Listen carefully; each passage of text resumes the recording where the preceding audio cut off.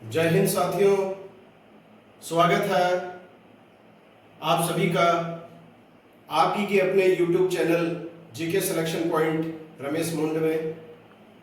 साथियों, आज मैं आपके बीच लेकर आया हूं भारतीय राज्य व्यवस्था के दो महत्वपूर्ण टॉपिक, जिसमें अपन एक तो बात करेंगे पद सोपानिक व्यवस्था के बारे में और दूसरी बात करेंगे राष्ट्रपति के संदर्भ में विशेष रूप से निर्वाचन व्यवस्था के बारे में। इससे पहले मैं आपके बीच में भारतीय प्रशासनिक व्यवस्था की संरचना को लेकर आ चुका हूं और उस भारतीय प्रशासनिक व्यवस्था की संरचना का वीडियो जो है साथियों, वो केवल आपको ये बताने के लिए था कि आप पूरी भारतीय राज्य व्यवस्था का अध्ययन किस प्रकार से करें, आप उस व्यवस्था का क्रमबद्ध रूप से अध्ययन कैसे करें। सबसे पहले आप क्या पढ़ें, उसके बाद में क्या पढ़ें, उसके पश्चात क्या पढ़ें, ताकि पूरी तरह से आप अपने सिलेबस को अच्छी तरह से कवर कर सकें। तो इसी तरह से अध्ययन के मामले में जो मैं है आज आपके सामने सबसे पहला जो बिंदु लेकर आया हूं भारतीय राज्य व्यवस्था का, वो है पद सोपान। तो भारतीय राज्य व्यवस्था इंडियन पॉलिटिकल सिस्टम के तहत अपन पहला जो बिंदु है अपना, वो है पद सोपान।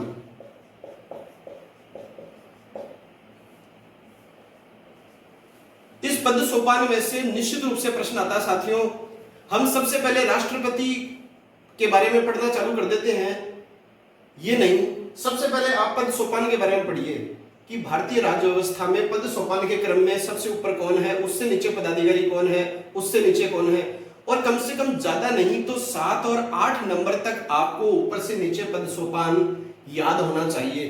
क्योंकि आजकल जो परीक्षाओं का जो ट्रेंड है उसमें क्या आता है, आपको 4 पदाधिकारियों के नाम दे दिए जाते हैं और नीचे दे दिया जाता है व्यवस्थित क्रम कौन सा है, 1 2 3 4 है, 3 2 1 4 है, 4 3 2 1 है, इस हिसाब से।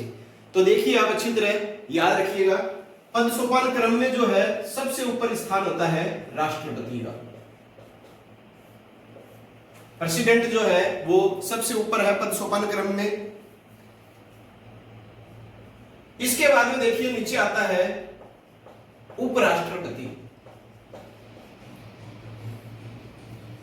शुरुआत के जो 3-4 पद सोपान है उसमें तो साथियों किसी के भी दिक्कत नहीं आती है, ये तय बात है। लेकिन जैसे जैसे उत्तरोत्तर अपन नीचे की तरफ जाएंगे पद सोपान में, इस प्रक्रिया में, तो दिक्कतें बढ़ती चली जाती हैं। तो सबसे ऊपर पद सोपान में राष्ट्रपति है, उसके नीचे उपराष्ट्रपति आता है, उपराष्ट्रपति के नीचे जो है वो आता है प्रधानमंत्री।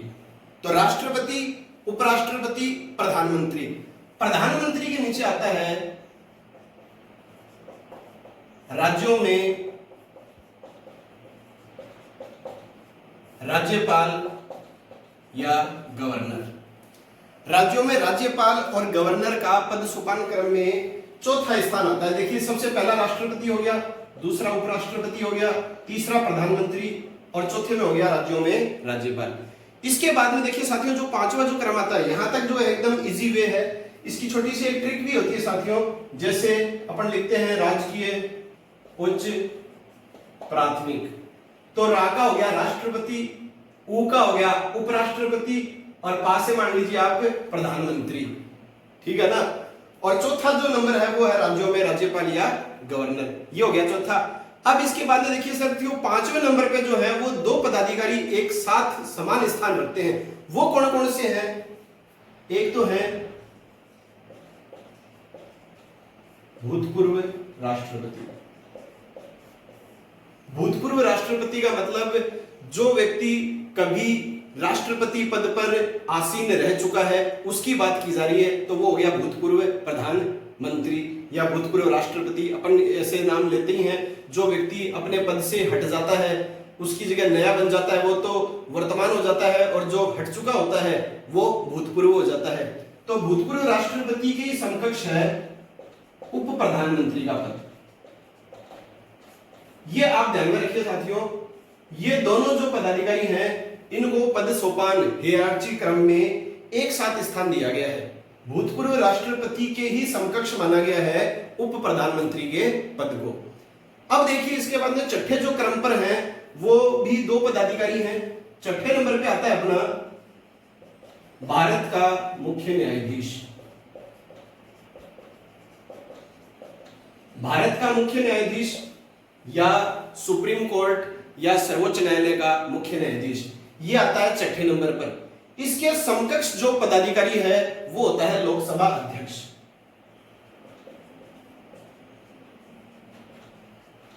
लोकसभा अध्यक्ष, ठीक है।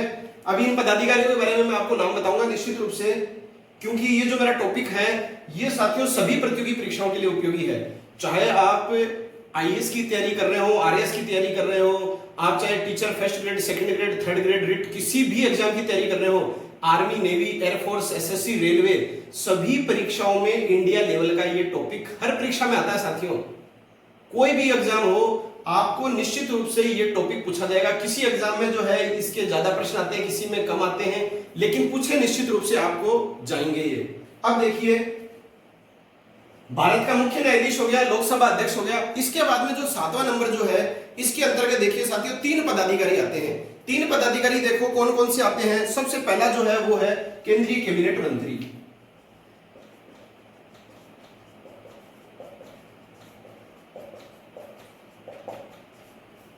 कैबिनेट मंत्री मैंने आपको कल बताया था, मंत्रिमंडल में जो शामिल मंत्री होते हैं वो केंद्रीय मंत्रिमंडल में आते हैं, और कैबिनेट मंत्री, राज्य मंत्री और उप मंत्री ये जो तीनों आते हैं ये मंत्री परिषद में आते हैं। इसके अलावा देखिए यहां पर जो समान पद है वो है राज्यों में मुख्यमंत्री।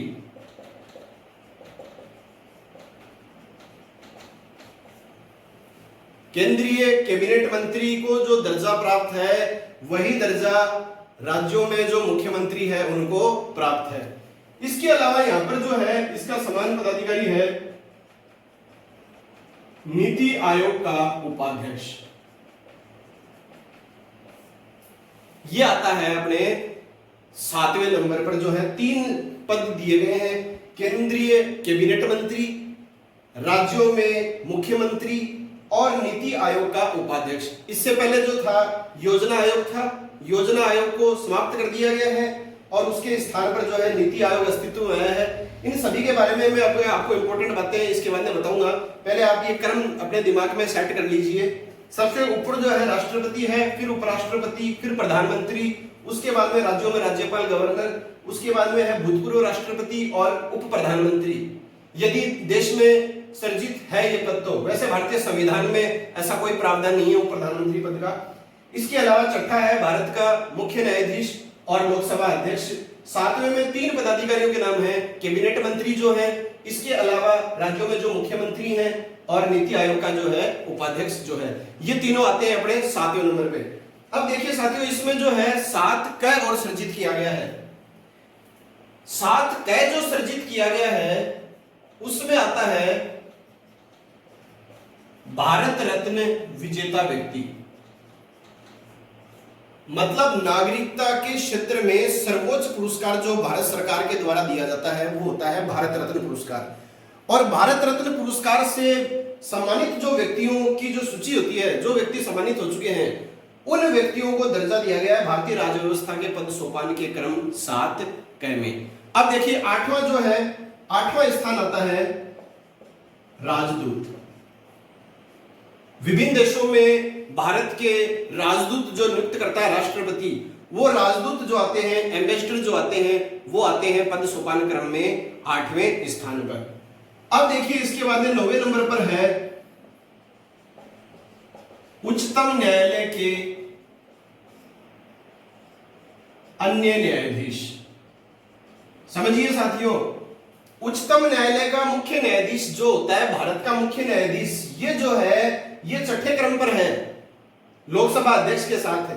और बाकी जो अन्य जो न्यायाधीश होते हैं उनका जो क्रम है पद सोपान में वो है 9वें नंबर पर। अब देखिए इसके बाद में जो है 9 के तहत भी जो है 9 क सर्जित किया गया है। 9 क सर्जित किया गया, उसमें 2 पदाधिकारियों को शामिल किया गया है। एक तो है भारत का मुख्य निर्वाचन आयुक्त और एक होता है सीएजी, जिसको बोलते हैं कंट्रोलर एंड ऑडिटर जनरल या नियंत्रक व महालेखा परीक्षक। ये 2 पदाधिकारी जो है वो 9 क के तहत शामिल किए गए पद सोपान में मुख्य निर्वाचन आयुक्त और नियंत्रक व महालेखा परीक्षक। इसके बाद में देखिए सबसे आपको 10वें नंबर तक निश्चित रूप से आपको ध्यान में रखना है साथियों। ये तो पद सोपान क्रम तो एकदम नीचे तक चलता है, लेकिन आप निश्चित रूप से प्रश्न को सही करें, इस पद सोपान प्रश्न को, तो आपको 10वें नंबर तक तो एकदम क्लियर याद करना ही होगा, इसका कोई शॉर्टकट नहीं है। अब देखिए 10वें नंबर पे कौन कौन से पदाधिकारियों को शामिल किया जाता है साथियों। पहला है राज्यसभा का उपसभापति। यह आपको पता है राज्यसभा का सभापति जो होता है वो पदेन ये भारत का उपराष्ट्रपति होता है। उपराष्ट्रपति पद सोपान में 2 नंबर पर है, और उपसभापति जो होता है वो भी राज्यसभा के सदस्यों में से ही चुना जाता है। ठीक है, तो सभापति की अनुपस्थिति में जो अध्यक्षता करेगा राज्यसभा की तो वो उपसभापति करेगा, और राज्यसभा का जो उपसभापति जो है वो पद सोपान के 10वें क्रम में शामिल है। इसके अलावा देखिए यहां पर एक और आता है लोकसभा उपाध्यक्ष। लोकसभा उपाध्यक्ष भी इसी के समकक्ष है। नीति आयोग के अन्य सदस्य। उपाध्यक्ष जो है नीति आयोग का वो जो है अपने भाग जो पद सोपान के संख्या 7 में आ रहा है 7वें क्रम पर, और 10वें क्रम में जो आ रहा है वो नीति आयोग के अन्य सदस्य आ रहे हैं। अब देखिए एक और बच गया अपना केंद्रीय राज्य मंत्री।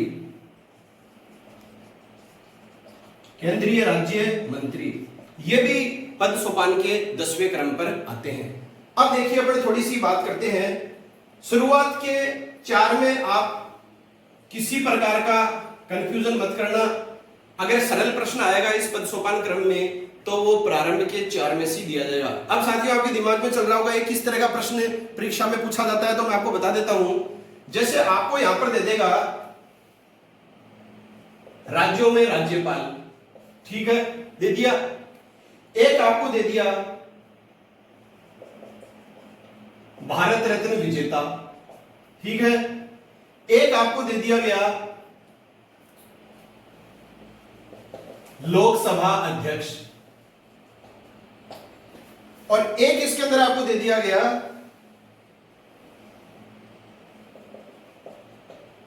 लोकसभा उपाध्यक्ष। इतने हालांकि टफ ऑप्शन दिए नहीं है मैंने। इसमें आपको दे देगा कि सही व्यवस्थित क्रम कौन सा है, 1 2 3 4 है, 3 4 2 1 है, जो भी है, एनीथिंग जो भी आए। तो इसमें आपको यह पता चल गया कि आपको जो है क्रम पूछा जा रहा है कि सबसे ऊपर वाले क्रम पर कौन आता है, ठीक है ना। तो सबसे ऊपर वाला जो क्रम है वो है राज्यपाल। राज्यपाल सबसे ऊपर आता है क्योंकि 4थे नंबर पर जो है वो राज्यपाल का नंबर है पद सोपान में, और 7 क के अंतर्गत जो है वो आता है भारत रत्न विजेताओं का नाम, और लोकसभा अध्यक्ष का आता है पद सोपान में 6ठे नंबर पर, और लोकसभा के उपाध्यक्ष की अगर अपन बात करें तो ये है 10वें नंबर पर। अगर आप इन ऑप्शनों के आगे अगर आप क्रम लिख लोगे तो फिर आपका प्रश्न गलत होगा ही नहीं किसी हाल में। तो ये 10 के 10 आपको पद सोपान क्रम याद होने चाहिए। अब देखिए इनके बारे में मैं थोड़ी थोड़ी सी आपको जानकारियां दे देता हूं। तो साथियों ये है अपना पद सोपानी क्रम। अब देखिए इसके बारे में मैं आपको एक तो पहली बात तो ये आपको क्रम याद होना चाहिए पूरा का पूरा। दूसरी बात देखिए अब थोड़ी सी मैं सामान्य बातें बता रहा हूँ, हो सकता है आपको ये बातें पता भी हो, और परीक्षाओं में ऐसा नहीं है कि सारे के सारे क्वेश्चन ही टफ आते हैं, टिपिकल आते हैं, एकदम सामान्य और सीधे प्रश्न भी आते हैं। तो वर्तमान में जो भारत के जो राष्ट्रपति हैं जो सबसे पद सोपान में सबसे ऊपर हैं ये हैं हमारे राष्ट्रपति रामनाथ कोविंद। ये राष्ट्रपति हैं रामनाथ कोविंद हैं। उपराष्ट्रपति जो है वर्तमान में ये वेंकैया नायडू हैं। प्रधानमंत्री जो है वो नरेंद्र मोदी हैं। 4थे नंबर पे आता है राज्यों में राज्यपाल, तो अपने राजस्थान के जो वर्तमान राज्यपाल हैं वो कलराज मिश्र हैं। इसके बाद में जो 5वें नंबर पर आते हैं भूतपूर्व राष्ट्रपति उप प्रधानमंत्री। तो भूतपूर्व राष्ट्रपतियों के बारे में जो है आपको पता चल जाएगा जब मैं आपको राष्ट्रपतियों के क्रम के बारे में बताऊंगा। भारत का मुख्य न्यायाधीश वर्तमान में भारत का मुख्य न्यायाधीश है शरद अरविंद बावड़े। लोकसभा अध्यक्ष जो है वर्तमान में ये है अपने राजस्थान के जो पहले बने हैं लोकसभा अध्यक्ष ओम बिरला। इसके बाद में है कैबिनेट मंत्री, जो सबसे ऊंचे मंत्री होते हैं।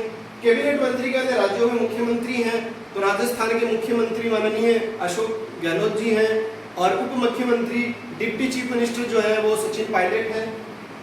इसके बाद में देखिए इसके अंदर 7वें क्रम में जो है एक दे रखा है नीति आयोग के उपाध्यक्ष। तो नीति आयोग के बारे में देखिए साथियों, मैं आपको एक छोटी सी बात बताना चाहूंगा यहाँ पे, हालांकि ये अपना टॉपिक नहीं है यहाँ पर। नीति आयोग जो है ये योजना आयोग के स्थान पर गठित की गई संस्था है। इससे पहले जो है वो योजना आयोग संस्था संचालित थी 1951 से, जो देश के विकास कार्यक्रम और योजनाएं बनाती थी। उसी योजना में बनाए गए नियम कायदों के आधार पर देश की आर्थिक वृद्धि दर निर्धारित की जाती थी। अब जो है 1 जनवरी 2015 को जो है योजना आयोग के स्थान पर कौन सा आयोग अस्तित्व में आया? नीति आयोग। यह आप ध्यान में रखिएगा, 1 जनवरी 2015 से योजना आयोग के स्थान पर एक नई संस्था अस्तित्व में आई है। इसका नाम क्या है? नीति आयोग।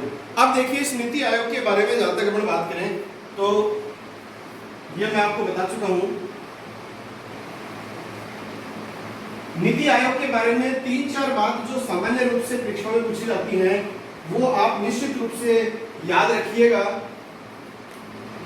सबसे पहली बात तो नीति आयोग का गठन। नीति आयोग का गठन किया गया था 1 जनवरी 2015 को, और जैसे योजना आयोग के पदेन अध्यक्ष जो हैं वो प्रधानमंत्री होते हैं, उसी तरह से नीति आयोग के पदेन अध्यक्ष भी जो हैं वो कौन है? प्रधानमंत्री हैं। एक इसके साथियों फुल फॉर्म पूछी जाती है नीति आयोग की, NITI नीति आयोग। इसकी फुल फॉर्म होती है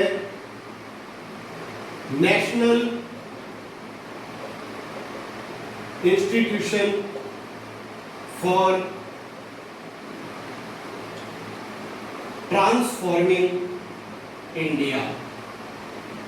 ये इसका फुल फॉर्म है, निश्चित रूप से परीक्षाओं में आता है। एन का हो गया नेशनल, आई का हो गया institution for transforming India. Hindi में अगर आपको दे दे तो आ जाएगा राष्ट्रीय भारत परिवर्तन संस्थान। यह है इसका फुल फॉर्म। अब इसके वर्तमान जो उपाध्यक्ष जो है वो है डॉक्टर राजीव कुमार। डॉक्टर राजीव कुमार जो है वो वर्तमान में नीति आयोग के जो है वो उपाध्यक्ष हैं। और या फिर आपको पूछ सकता है इसके वर्तमान में सीईओ कौन है, चीफ एग्जीक्यूटिव कौन है? तो वो है अमिताभ कांत। ये है वर्तमान में नीति आयोग के सीईओ। और इसका कार्य क्या है? देश के विकास से संबंधित समयबद्ध योजनाएं बनाना। तो ये नीति आयोग के जो उपाध्यक्ष हैं ये 7वें नंबर पे आते हैं। भारत रत्न जो विजेता हैं इन सब व्यक्तियों को जो है 7 क के तहत दर्जा दिया गया है। 8 के तहत जो राजदूत आते हैं, राजदूतों में मैंने आपको जो है करंट जीके की सारी करंट जीके अपलोड कर रखी है। जनवरी 2020 की भी, फरवरी की भी, मार्च की भी अपलोड कर रखी है। उनमें मैं आपको समय समय पर बताता हूं। इसमें आपको मेन जो ध्यान में रखना है अमेरिका।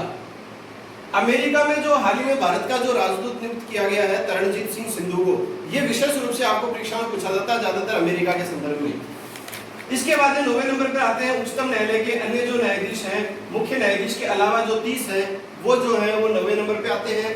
और 9 क के तहत जो है वो 2 पदाधिकारी सृजित किए गए हैं। एक तो है मुख्य निर्वाचन आयुक्त। मुख्य निर्वाचन आयुक्त जो है साथियों वर्तमान में यह है सुनील अरोड़ा। ये वर्तमान में देश के मुख्य निर्वाचन आयुक्त हैं। और एक इसके साथ 9 क में समान रूप से दर्जा दिया गया है CAG, नियंत्रक व महालेखा परीक्षक। तो इस पद पर वर्तमान में जो कार्यरत हैं वो है सोमा राय बर्मन। ये महिला हैं, इस पद पर कार्यरत हैं। CAG के पद पर, नियंत्रक व महालेखा परीक्षक के पद पर कौन कार्यरत है वर्तमान में? वेरी वेरी इंपॉर्टेंट है परीक्षा की दृष्टि से, सोमा राय बर्मन। इसके बाद में देखिए साथियों 10वें नंबर पर जो आता है वो आता है राज्यसभा उपसभापति। ये 10वें नंबर पे है। राज्यसभा का उपसभापति कई बार परीक्षा में पूछा जाता है, परीक्षा में आपने देखा भी होगा ये प्रश्न। तो ये वर्तमान में जो है ये है हरिवंश नारायण सिंह। हरिवंश नारायण सिंह जो है ये वर्तमान में राज्यसभा के उपसभापति हैं। इसके अलावा लोकसभा का उपाध्यक्ष, अगर आपकी परीक्षा में प्रश्न आ जाए कि वर्तमान में लोकसभा का उपाध्यक्ष कौन है, तो साथियों वर्तमान में 17वीं लोकसभा कार्यरत है और 17वीं लोकसभा का अभी कोई उपाध्यक्ष नहीं है, ये आपको ध्यान में रखना है। 17वीं लोकसभा अभी बिना उपाध्यक्ष के ही कार्य कर रही है और उपाध्यक्ष का पद रिक्त भी है तो भी सुचारू रूप से गतिविधियां चल सकती हैं लोकसभा की। लोकसभा का जो पीठासीन जो अधिकारी होता है वो इस लोकसभा अध्यक्ष की अनुपस्थिति में संपूर्ण लोकसभा का कार्य संभाल सकता है। जरूरी नहीं है कि उपाध्यक्ष का पद यहाँ पर फुलफिल हो ही। अब देखिए इसके आगे है नीति आयोग के जो अन्य जो सदस्य होते हैं वो इस 10वें क्रम में शामिल हैं। तो और केंद्रीय राज्य मंत्री ये हैं चारों के चारों समान पद सोपान में 10वें नंबर पर। तो आशा है ये आपको बिल्कुल समझ में आ गया होगा। अब देखिए इसके बाद में अपन बात करेंगे राष्ट्रपति की। राष्ट्रपति के बारे में साथियों सामान्य बातें आप जानते भी हैं और कक्षा 8 से लेकर कक्षा 12 तक के लिए ये अति महत्वपूर्ण टॉपिक हैं जो मैं आपको सारे बताऊंगा भारतीय राज्य व्यवस्था के। ये सभी टॉपिक्स जो है कक्षा 8 से 12 तक के विद्यार्थियों के लिए भी उतने ही उपयोगी हैं जितना प्रतियोगी परीक्षाओं की तैयारी करने वाले विद्यार्थियों के लिए। अब देखिए राष्ट्रपति के बारे में अपन बात प्रारंभ करते हैं आज। तो राष्ट्रपति जो है वो भारतीय पद सोपानिक व्यवस्था में, राजनीतिक व्यवस्था के पद सोपान में प्रथम स्थान पर आप सभी जानते हैं। भारतीय संविधान का भाग जो 5 है वो संबंधित है संघ से। यह आपको विशेष रूप से ध्यान रखना है। जिस तरह से भाग 6 जो संबंधित है वो है राज्य से। आगे अपन बात करेंगे भाग 6 की, भाग 5 तो हो जाए पहले, बहुत विस्तृत टॉपिक है ये। और ये जो भाग जो 5 है ये अनुच्छेद 52 से लेकर 151 तक है। मतलब भाग 5 की जो व्यापक चर्चा की गई है वो अनुच्छेद 52 से लेकर 151 तक की गई है। इसी तरह से देखिए साथियों राज्य व्यवस्था के साथ साथ ही अपन भारतीय संविधान भी चालू करेंगे। तो भारतीय संविधान के तहत जो है वो आते हैं अपने विशेष रूप से भाग जो है 3। भाग 3 जो है वो मौलिक अधिकारों से संबंधित है, आप सभी जानते हैं, अनुच्छेद 12 से लेकर 35 तक। और भाग 4 जो संबंधित है ये है नीति निर्देशक तत्वों से, directive principles of state policy. नीति निर्देशक तत्वों से संबंधित है भाग 4, अनुच्छेद है 36 से लेकर 51 तक।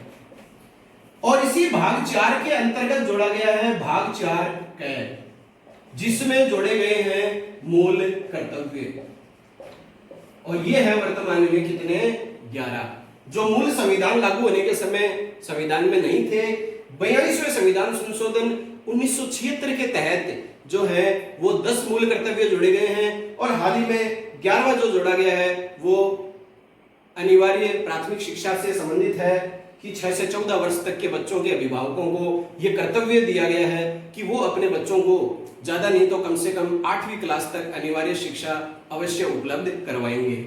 तो ये बात है। इसी तरह से देखिए साथियों भाग 1 जो है वो संघ और राज्य क्षेत्र से संबंधित है जिसमें अनुच्छेद 1 से 4 तक आता है। भाग 2 है वो नागरिकता से संबंधित है, सिटीजनशिप से संबंधित है, इसमें आता है अनुच्छेद 5 से 11। भाग 3 में मौलिक अधिकार 12 से 35, भाग 4 में नीति निर्देशक तत्व 36 से 51 और भाग 4 के तहत जो जोड़ा गया है मूल कर्तव्य जो आता है अनुच्छेद 51 में। ध्यान से देखिए साथियों ये सारी जानकारियां, कोई भी जानकारी आपको परीक्षा में पूछी जा सकती है। मूल कर्तव्यों से संबंधित भाग है 4 का, अनुच्छेद है 51 क। इसके बाद में भाग 5 आता है जिसकी अपन बात कर रहे हैं संघ या केंद्रीय प्रशासन, अनुच्छेद 52 से लेकर अनुच्छेद 151 तक। अब अपन बात करेंगे इसमें राष्ट्रपति के बारे में। तो साथियों अब आगे चर्चा को बढ़ाते हैं।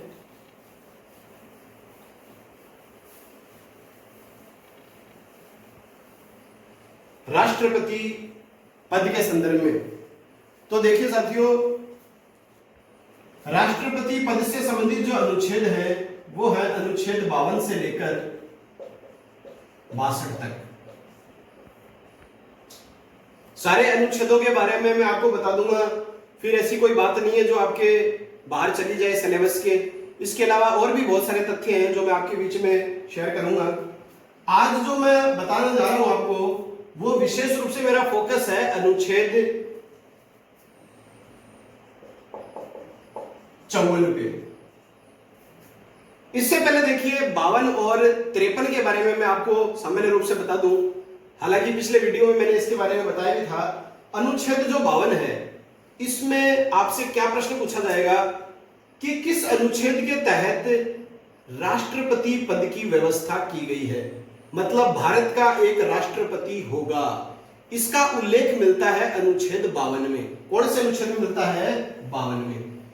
और यदि प्रश्न पूछा जाए कि संघ की कार्यपालिका शक्तियों का प्रधान राष्ट्रपति होगा, संघ की कार्यपालिका शक्तियों का प्रधान राष्ट्रपति होगा तथा अपनी शक्तियों का प्रयोग ये स्वयं या अपने अधीनस्थ अधिकारियों की सहायता से करेगा, इस तरह का प्रश्न आ जाए तो आएगा अनुच्छेद 53। ये 53 बड़ा इंपॉर्टेंट है, दोबारा सुन लीजिए। अनुच्छेद 53 में क्या कहा गया है कि राष्ट्रपति जो है वो संघ की कार्यपालिका का प्रधान होता है और ये अपनी शक्तियों का प्रयोग स्वयं या अपने अधीनस्थ अधिकारियों की सहायता से करता है। तो ये है 53। अब अनुच्छेद जो 54 है ये है राष्ट्रपति के निर्वाचन से संबंधित अनुच्छेद। अब देखिए राष्ट्रपति के निर्वाचन से संबंधित साथियों सबसे ज्यादा परीक्षा में प्रश्न पूछे जाते हैं, इसमें आप बिल्कुल भी संदेह न करें। तो अच्छी तरह आप समझ लीजिए, सबसे पहला तो है राष्ट्रपति के निर्वाचन से संबंधित अनुच्छेद कौन सा है, तो वो है 54। ठीक है। अब देखिए निर्वाचन की जो बात है उसमें सबसे पहला जो आपको तथ्य ध्यान में रखना है कि राष्ट्रपति का जो निर्वाचन होता है वो जनता के द्वारा अप्रत्यक्ष रूप से किया जाता है, मतलब डायरेक्टली इसके चुनाव नहीं होते हैं। जनता जिन पदाधिकारियों अपने प्रतिनिधियों को संसद के लिए चुनती है, विधानसभा के लिए चुनती है, तो जनता के द्वारा जो निर्वाचित प्रतिनिधि होते हैं वो राष्ट्रपति के चुनाव में भाग लेते हैं, वोट देते हैं। तो जनता डायरेक्टली इन्वॉल्व नहीं है राष्ट्रपति के चुनाव में, क्योंकि जनता के द्वारा चुने गए प्रतिनिधि राष्ट्रपति के चुनाव में भाग लेते हैं। तो इसका चुनाव जनता के द्वारा किस तरह से होता है? अप्रत्यक्ष रूप से किया जाता है। अब देखिए अपन इसके अंदर बात करेंगे, जो सबसे मोस्ट इंपोर्टेंट क्वेश्चन जो आता है वो ये प्रश्न आता है कि राष्ट्रपति के चुनाव में कौन कौन भाग लेते हैं। कौन कौन भाग लेते हैं मतलब राष्ट्रपति के चुनाव में मत देने का अधिकार किस किस को प्राप्त है। अच्छी तरह सुन लीजिएगा आप अच्छी तरह। सबसे पहला जो इसमें आता है वो आता है संसद के दोनों सदनों के निर्वाचित सदस्य, मतलब संसद के दोनों सदन आप समझ गए, राज्यसभा और लोकसभा। राज्यसभा और लोकसभा दोनों सदनों के केवल निर्वाचित सदस्य। ये आप जो ये शब्द है ना, इस शब्द में गलती हो जाती है अपन से। प्रश्न आता है राष्ट्रपति के निर्वाचन में कौन भाग लेते हैं, ऑप्शन में आ जाता है संसद के दोनों सदनों के सदस्य, सभी राज्यों की विधानसभाओं के सदस्य, सभी केंद्र शासित प्रदेशों की विधानसभाओं के सदस्य, और एक आ जाता है उपरोक्त सभी गलत हैं। ठीक है ना। आप समझ जाइए प्रश्न। ये जो शब्द है निर्वाचित, ये आपको ऑप्शन में निश्चित रूप से देगा।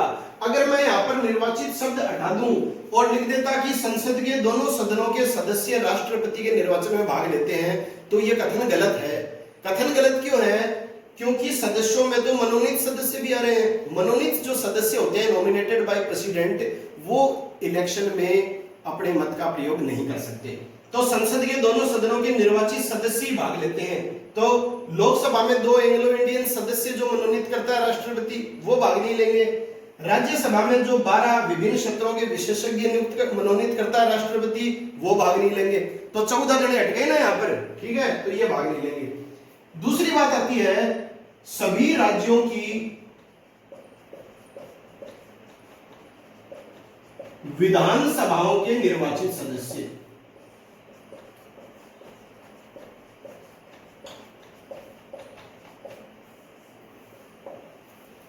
राइटिंग के लिए थोड़ा सा आप देख लीजिएगा साथियों, ये जल्दबाजी में थोड़ा बताना पड़ रहा है, वरना राइटिंग आप अच्छी तरह जानते हैं। मैं वीडियोस अपलोड करता हूं मेरे नोट्स के माध्यम से, तो आपने अच्छी तरह देख ही रखा होगा। वो राइटिंग मेरी है, मैं वैसे भी यहाँ पे लिख सकता हूँ वही राइटिंग, लेकिन अपना राइटिंग का मेन यहाँ पर उद्देश्य नहीं है। मेरे द्वारा दी जा रही वीडियो में संक्षिप्त समय में आपको ज्यादा से ज्यादा जानकारी मिल सके, इसलिए थोड़ा सा ये राइटिंग का जो फ्लो है ये तेज है, तो ध्यान मत दीजिएगा इस चीज को। अब देखिए दूसरी बात है सभी राज्यों की विधानसभाओं के निर्वाचित सदस्य, मतलब सभी राज्यों में जो विधानसभाएं हैं उनके भी निर्वाचित सदस्य, मनोनीत सदस्य नहीं जो राज्यपाल करता है। तीसरा आ जाएगा सभी केंद्र शासित प्रदेशों के निर्वाचित सदस्य। तो सभी केंद्र शासित प्रदेशों के भी कौन सदस्य? केवल निर्वाचित सदस्य। ये भाग लेते हैं तीनों, संसद के दोनों सदनों के निर्वाचित सदस्य, सभी राज्यों की विधानसभाओं के निर्वाचित सदस्य और सभी केंद्र शासित प्रदेशों के निर्वाचित सदस्य, ये राष्ट्रपति के निर्वाचन में भाग लेते हैं। तो साथियों राष्ट्रपति के निर्वाचन में कौन कौन भाग लेते हैं ये आपको पता चल गया है। संसद के दोनों सदनों के निर्वाचित सदस्य इसमें भाग लेते हैं, सभी राज्यों की विधानसभाओं के निर्वाचित सदस्य इसमें भाग लेंगे और सभी केंद्र शासित प्रदेशों की विधानसभाओं के जो सदस्य निर्वाचित सदस्य हैं वो भी इसमें भाग लेते हैं। अब देखिए मैं आपको 2 संविधान संशोधन बताऊंगा जो विशेष रूप से परीक्षाओं में पूछे जाते हैं। एक है 17वां संविधान संशोधन। 17वां जो संविधान संशोधन हुआ था वो हुआ था 1992 में। 17वां संविधान संशोधन कब हुआ था? 1992 में। इस संविधान संशोधन के तहत क्या हुआ साथियों?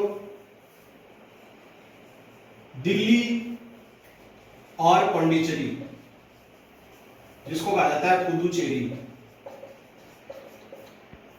दोनों केंद्र शासित प्रदेश हैं। दिल्ली और पांडिचेरी विधानसभा के निर्वाचित सदस्यों को भी राष्ट्रपति के निर्वाचन में शामिल किया गया। 1992 में 17वें संविधान संशोधन के तहत दिल्ली तथा पांडिचेरी विधानसभा के निर्वाचित सदस्यों को भी राष्ट्रपति के निर्वाचन में शामिल किया गया। तो राष्ट्रपति के निर्वाचन में जो है दिल्ली और पांडिचेरी के निर्वाचित सदस्यों को शामिल किए जाने से संबंधित जो संविधान संशोधन है वो कौन सा है?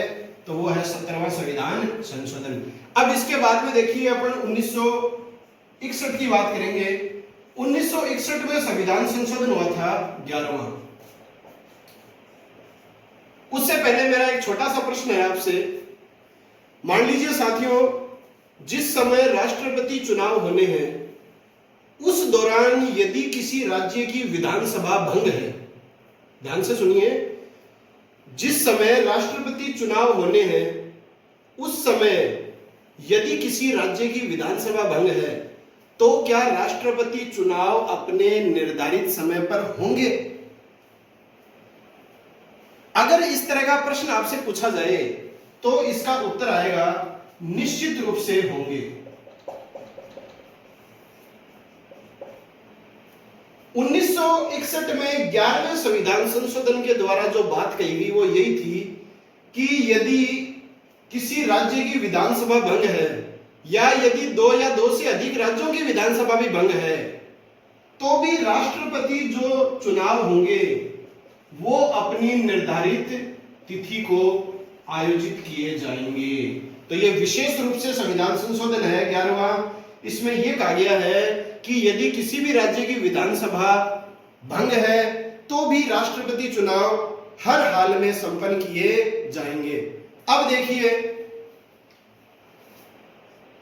1974 में ऐसा मामला आया था, राष्ट्रपति चुनाव होने वाले थे और यह मामला था गुजरात विधानसभा का। 1974 में गुजरात विधानसभा भंग थी और गुजरात विधानसभा भंग होने के कारण सर्वोच्च न्यायालय में एक याचिका प्रस्तुत की गई कि राष्ट्रपति चुनाव जो है वो खारिज किए जाएं। इसके जवाब में जो तत्कालीन सर्वोच्च न्यायालय के मुख्य न्यायाधीश जो थे, उस समय सर्वोच्च न्यायालय के मुख्य न्यायाधीश थे अजीत नाथ रे। उन्होंने उस याचिका के जवाब में क्या फैसला दिया कि चाहे किसी राज्य की विधानसभा भंग क्यों न हो, राष्ट्रपति चुनाव अपनी निर्धारित अवधि पर होंगे। और उन्होंने हवाला दिया 1961 के 11वें संविधान संशोधन का, कि मतलब याचिका से निपटने हेतु इन्होंने ये कहा कि किसी भी राज्य की विधानसभा के भंग होने पर भी राष्ट्रपति चुनाव हर हाल में अपने नियमित निर्धारित समय पर होंगे। अब देखिए साथियों, अपन जो बात करेंगे कि राष्ट्रपति के निर्वाचन में किसी भी राज्य की विधानसभा के सदस्य, जिसको बोलते हैं MLA, member of legislative assembly, या विधायक के मत का मूल्य कितना होता है, संसद के किसी भी सदन के सांसद के मत का मूल्य कितना होता है और किस तरह से ये कैलकुलेशन सारी की जाती है, ये महत्वपूर्ण चीज है, आपको समझने वाली चीज है। अगर टफ प्रश्न आएगा तो वो इसी भाग में से आपसे पूछा जाएगा। तो देखिए आप आगे, अगर जानकारियां आपको अच्छी लग रही हैं तो मेरे चैनल को अधिक से अधिक लाइक, शेयर और सब्सक्राइब जरूर करना साथियों। और नियमित रूप से मैं आपके बीच में वीडियो प्रदर्शित करता रहूंगा। अब देखिए मतों के मूल्य की बात आ रही है, तो साथियों देखिए, आप सबसे पहले मैं आपको एक तथ्य बताता हूं।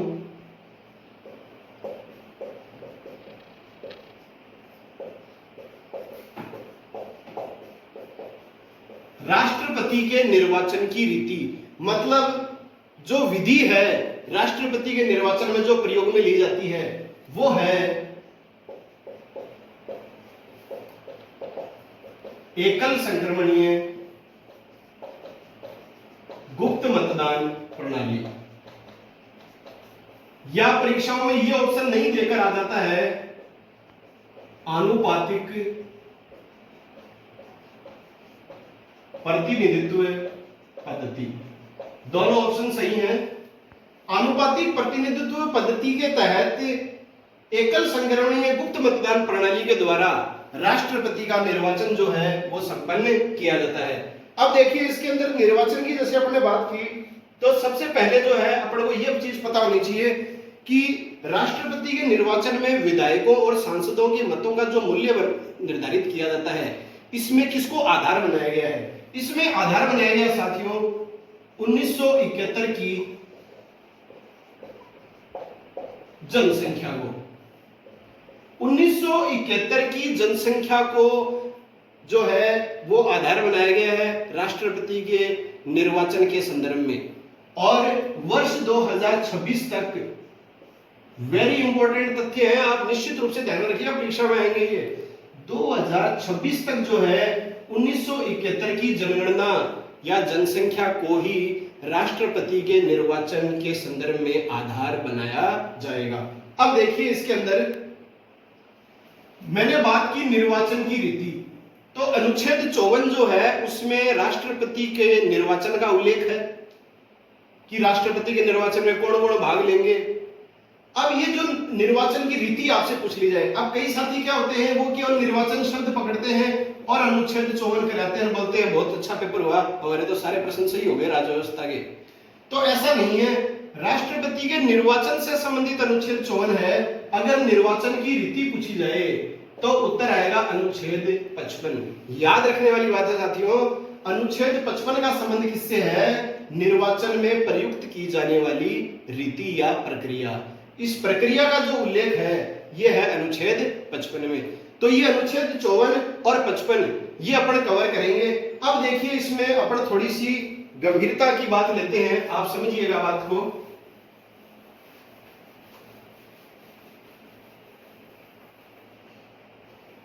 देखिए सबसे पहले अपन बात लेंगे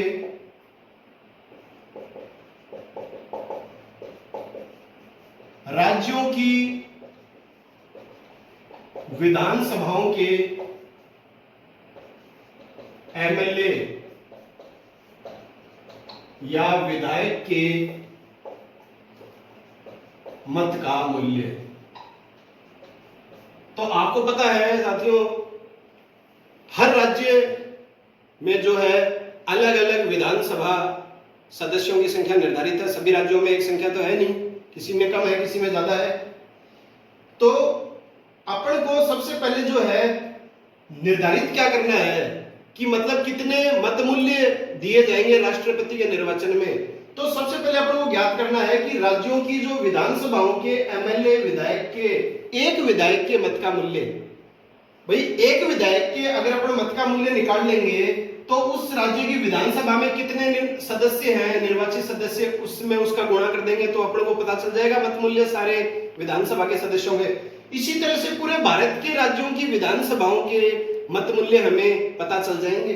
तो देखो अपन यहाँ पे राजस्थान को विशेष रूप से आधार बनाएंगे, वो आगे की प्रक्रिया है। सबसे पहले देखिए आपको जो सूत्र पता होना चाहिए कि राज्यों की विधानसभाओं के विधायकों के मत का जो मूल्य होता है वो क्या होता है। तो सबसे पहले आएगा संबंधित राज्य की जनसंख्या। संबंधित राज्य की जनसंख्या कितनी है, और उसके नीचे जो आएगा संबंधित राज्य की विधानसभा के निर्वाचित सदस्यों की संख्या। तो ये चीज जो है ये सूत्र है, और भाग 1000। ये देखिए आप ध्यान में रखिएगा इस चीज को। राज्यों की विधानसभाओं के विधायकों के मत का मूल्य आप कैसे ज्ञात करेंगे? संबंधित राज्य की जनसंख्या बटा संबंधित राज्य की विधानसभा के निर्वाचित सदस्यों की संख्या भाग 1000। और यदि उपयुक्त विभाजन में शेष जो है वो 500 से अधिक आता है तो वजनफल में एक और जोड़ दिया जाता है। ये आप विशेष रूप से ध्यान में रखना। वैसे ये सूत्र जो है आपकी परीक्षा में पूछा जाएगा कि राष्ट्रपति के निर्वाचन में संबंधित राज्यों की विधानसभाओं के एमएलए या विधायक के मत का मूल्य कितना होता है। तो ये सूत्र आपको ध्यान में रखना है, संबंधित राज्य की जनसंख्या बटा संबंधित राज्य की विधानसभा के निर्वाचित सदस्यों की संख्या भाग 1000। अब देखिए साथियों ये तो सूत्र था। अब इस सूत्र को मैं अप्लाई करूंगा, वो आप देख लीजिए।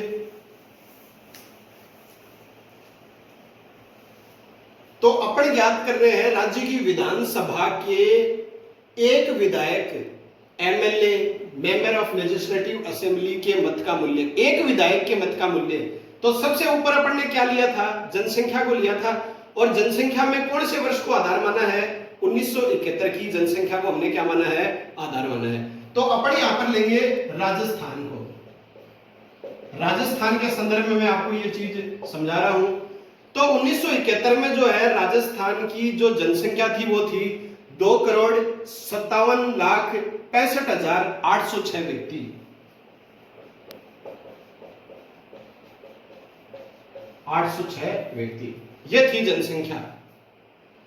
अब इसके अंदर भाग देंगे अपने विधानसभा में निर्वाचित सदस्य कितने हैं? 200। ठीक है।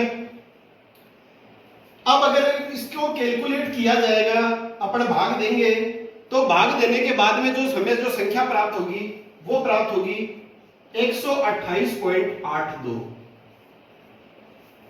क्या मत मूल्य प्राप्त हुआ एक सदस्य का 128.82, तो 0.50 से ज्यादा है, ये 82 है, तो इसको अपन राउंड फिगर में लिख सकते हैं 129। ये कई बार परीक्षा में प्रश्न आया हुआ है, राजस्थान के एक विधायक के मत का मूल्य होता है। तो आपको अगर ऑप्शन में 128.82 फिक्स दे दे तो बात अलग है, वैसे आता नहीं है, आपको उत्तर करना है 129।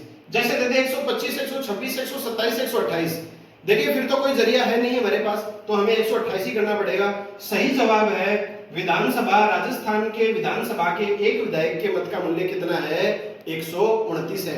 कैसे ज्ञात किया आपने, 1971 की जनसंख्या बटा 200, तो और आगे जो है भाग 1000, आप करके देख लीजिए,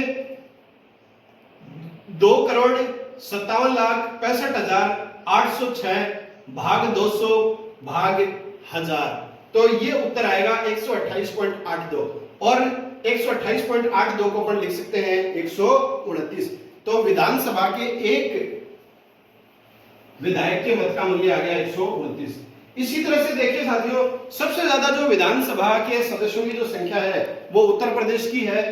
तो उत्तर प्रदेश में इसी जैसे राजस्थान में एक विधायक के मत का मूल्य 129 है ना, वैसे ही उत्तर प्रदेश में एक विधायक का मत का मूल्य आया है 208 आता है। और सबसे कम जो है सिक्किम विधानसभा के सदस्य के मत का मूल्य आता है 7।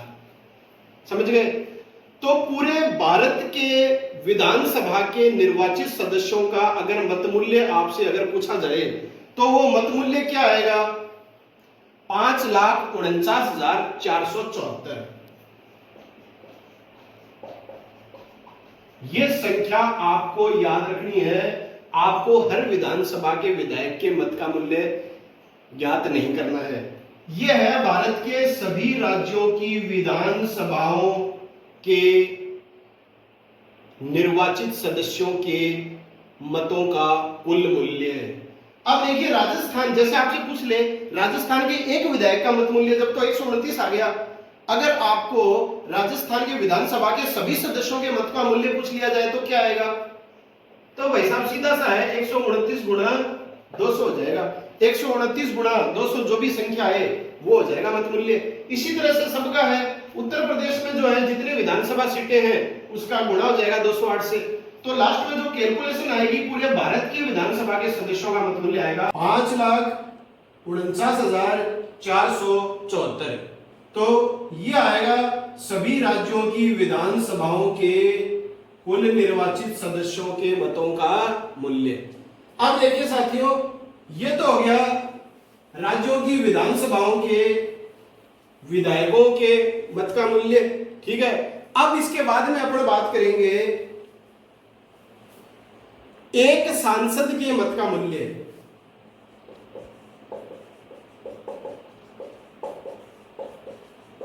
मत का मूल्य, क्योंकि भाग तो विधायक भी लेते हैं चुनाव में और संसद सदस्य भी लेते हैं, मेंबर ऑफ पार्लियामेंट एमपी।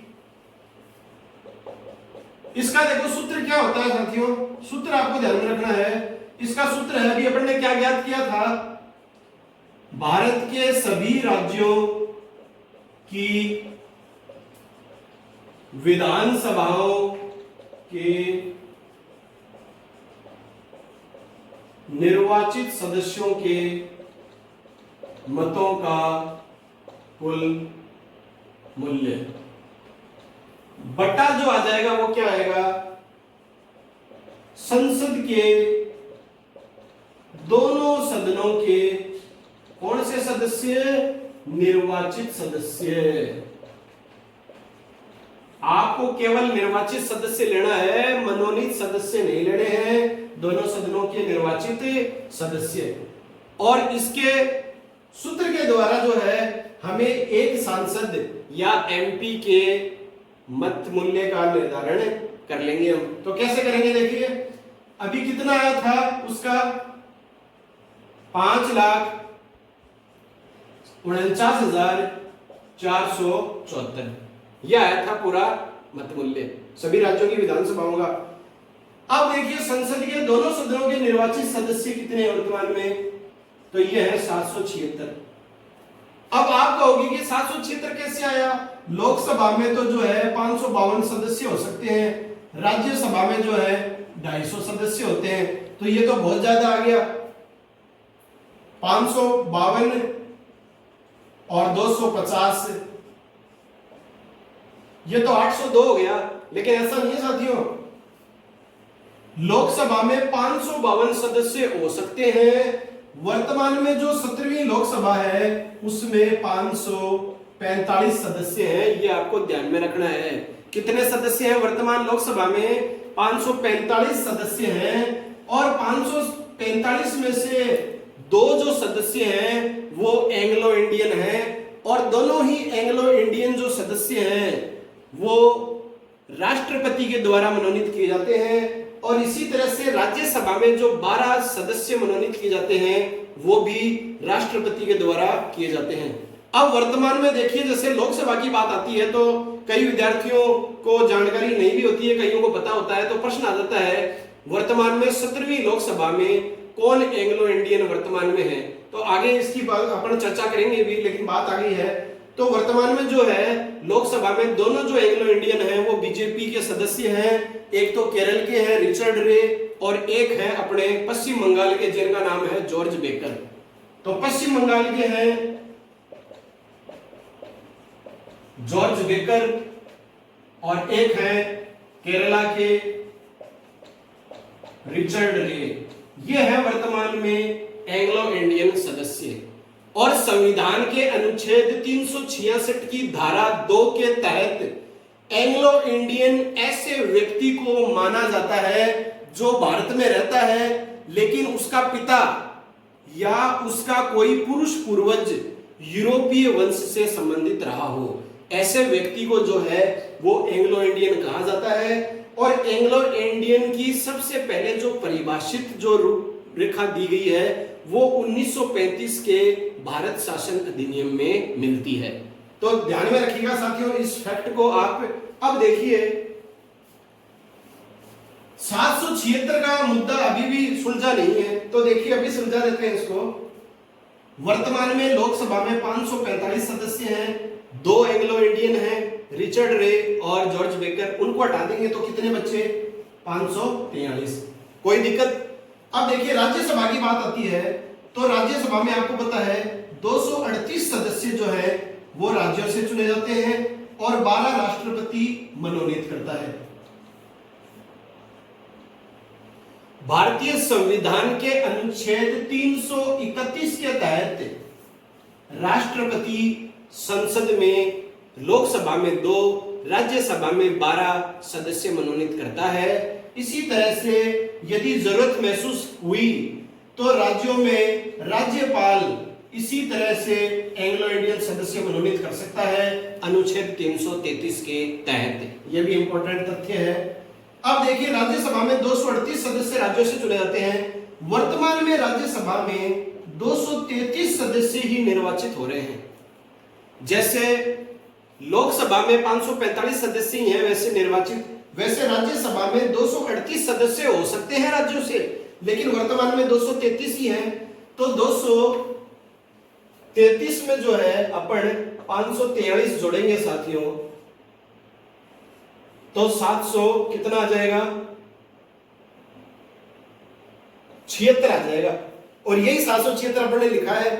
तो 5,49,474 में भाग देंगे हम 776 का, तो हमें आंकड़ा जो प्राप्त होगा भाग देने पर वो होगा 708.085। 708.085 0.085 मतलब राउंड फिगर में हम इसको क्या लिखेंगे? 709 तो लिखेंगे नहीं। अगर यहाँ पे ये 0 नहीं होता, 0.85 होता, तब तो अपन 709 लिख देते। चूंकि पॉइंट के बाद 0 है तो इसको राउंड में हम क्या लिखेंगे? 708। तो एक सांसद मेंबर ऑफ पार्लियामेंट एमपी के मत का मूल्य कितना हो गया? 708 हो गया। अब अपन को ज्ञात करना है संसद के दोनों सदनों के सभी निर्वाचित सदस्यों का मत मूल्य। तो एक का 708 हो गया, तो सभी कितने हैं? 776 हैं। सभी 776 हैं। अभी अपन ने गणना की है 776 किस तरह से आए। अब सभी सांसदों के मत का मूल्य ज्ञात करेंगे तो 708 में 776 का अपन गुणा करेंगे तो कितना आ जाएगा? 5,49,408।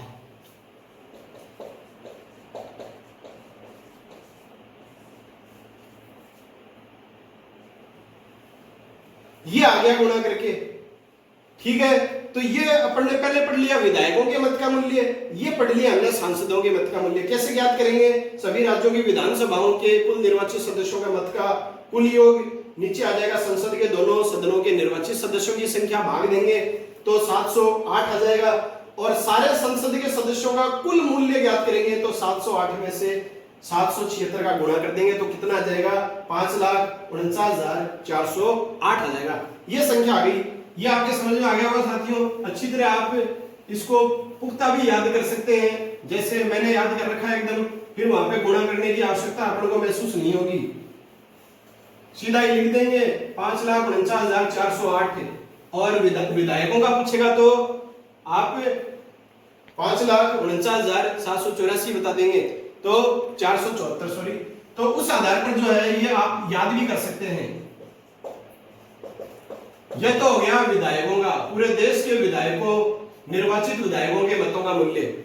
और 5,49,408 ये हो गया देश के दोनों संसद के सदस्यों के मतों का कुल मूल्य। यह तथ्य एकदम निश्चित रूप से याद कर सकते हैं, परीक्षा में निश्चित आ जाता है ये प्रश्न। और ज्यादातर जो प्रश्न आता है वो आता है एक सदस्य के मत का मूल्य। तो संसद के एक सांसद के मत का मूल्य कितना आया? 708 आ गया। अब अगली बात आती है कि संसद के दोनों सदनों के बारे में अपन ने पढ़ लिया, सभी राज्यों की विधानसभाओं के सदस्यों के मतों का मूल्य भी पढ़ लिया। अब बात आएगी कि राष्ट्रपति के चुनाव में भाग लेने वाले मतदाताओं के कुल मूल्यों का मत। राष्ट्रपति के निर्वाचन में भाग लेने वाले कुल मतदाताओं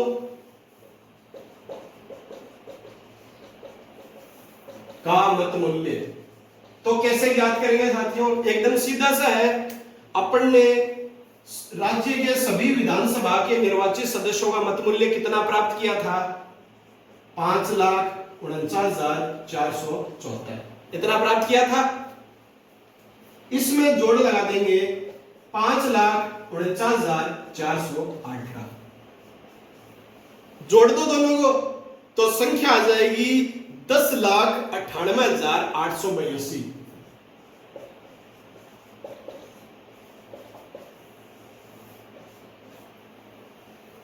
आप जोड़ जरूर लेना, मैं तो काफी बार इस चीज को बता चुका हूं, तो इस वजह से तथ्य एकदम याद हो रखा है। 10,98,882 ये है राष्ट्रपति के निर्वाचन में भाग लेने वाले कुल मतदाताओं के कुल मतों का मूल्य। तो इस तरह से आप ये पूरी प्रक्रिया याद कर सकते हैं। अब ये जो है अपने आज के भारतीय राज्य व्यवस्था टॉपिक का मैं यहीं पे समापन कर रहा हूं। इसके अंतर्गत अपन ने पढ़ा भारतीय राज्य व्यवस्था का पद सोपानिक क्रम, जिसमें आपको सारे पद सोपानों के बारे में मैंने आपको जानकारी दी। पदाधिकारी जो थे वो वर्तमान में कौन कार्यरत है उनके बारे में मैंने आपको बताया। इसके बाद में जो अपन ने चालू किया टॉपिक वो है राष्ट्रपति का चालू किया। तो राष्ट्रपति के अंतर्गत अनुच्छेद 52 बताया, अनुच्छेद 53 बताया, अनुच्छेद 54 जो है निर्वाचन से संबंधित बताया।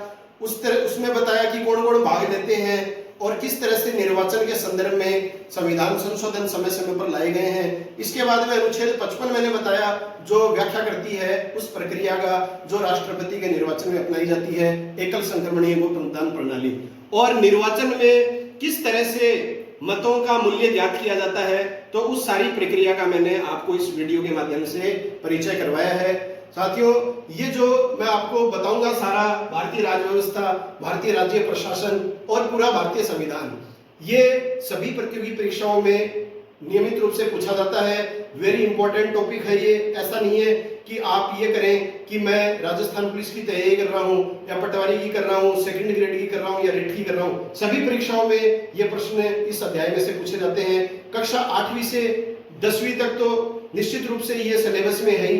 8वीं में भी ये चालू हो जाता है, 9वीं में भी है, 10वीं में भी है। और 11वीं और 12वीं में यदि कोई विद्यार्थी राजनीतिक विज्ञान लेता है तो उसके सिलेबस में तो ये निश्चित रूप से आता ही आता है, तो ये इंपॉर्टेंट टॉपिक है। अगर आपको ये जानकारियां पसंद आई हैं तो जीके सिलेक्शन पॉइंट रमेश मोंड यूट्यूब चैनल को अधिक से अधिक लाइक करें, शेयर करें और सब्सक्राइब करें। जय हिंद, वंदे मातरम साथियों।